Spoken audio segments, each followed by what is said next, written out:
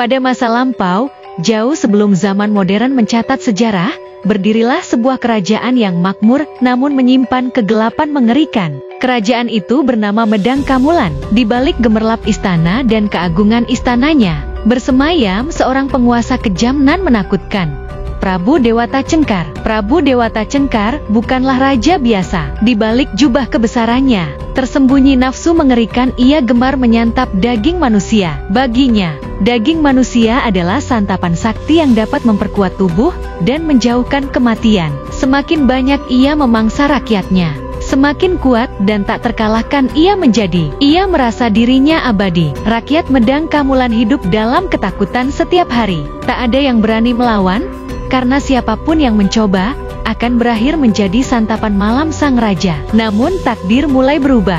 Ketika dari kejauhan muncullah seorang pengembara sakti bernama Aji Saka. Ia melihat penderitaan yang terjadi di tanah Medang Kamulan dan tak sanggup tinggal diam. Dengan tekad membara, Aji Saka berniat membebaskan rakyat dari tirani sang raja pemangsa manusia. Tanpa gentar, Aji Saka menghadap Prabu Dewata Cengkar dan menantangnya secara langsung. Tantangan itu bukan hanya duel kekuatan, melainkan taruhan takdir seluruh kerajaan. Prabu Dewata Cengkar tertawa lantang mendengar tantangan itu, tapi ia menerima dengan satu syarat.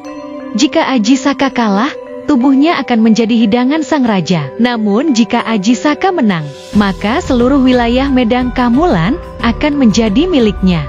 Aji Saka pun mengangguk tenang. Namun ia menambahkan satu syarat kecil yang tak disangka-sangka. Jika dirinya kalah dan dijadikan makanan, maka sang raja harus membungkus tulang belulangnya menggunakan ikat kepala yang saat itu dikenakannya. Prabu Dewata Cengkar menerima syarat itu, bahkan dengan sombong langsung membentangkan ikat kepala Aji Saka. Tapi betapa terkejutnya ia, sebab ikat kepala itu terus memanjang dan memanjang hingga membentang ke arah Segoro Kidul. Semakin ia membentangkan, semakin jauh kain itu menuntunnya. Saat itulah Aji Saka mengibaskan kain ikat kepala dengan kekuatan gaib. Seketika, Prabu Dewata Cengkar terseret masuk ke Laut Selatan dan menghilang dalam gelombang. Ia tidak mati melainkan berubah wujud menjadi bajul putih, buaya raksasa penunggu Segoro Kidul. Dengan tumbangnya Prabu Dewata Cengkar, Aji Saka pun memenuhi janjinya.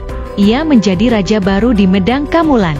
Rakyat bersorak gembira dan kedamaian kembali hadir. Namun cerita belum usai. Beberapa waktu kemudian, seekor naga besar muncul di hadapan Aji Saka. Ia memperkenalkan diri sebagai Jaka Linglung dan mengaku sebagai anak kandung Aji Saka. Tentu Aji Saka tak langsung percaya. Untuk membuktikan kebenarannya, ia memberikan satu syarat berat.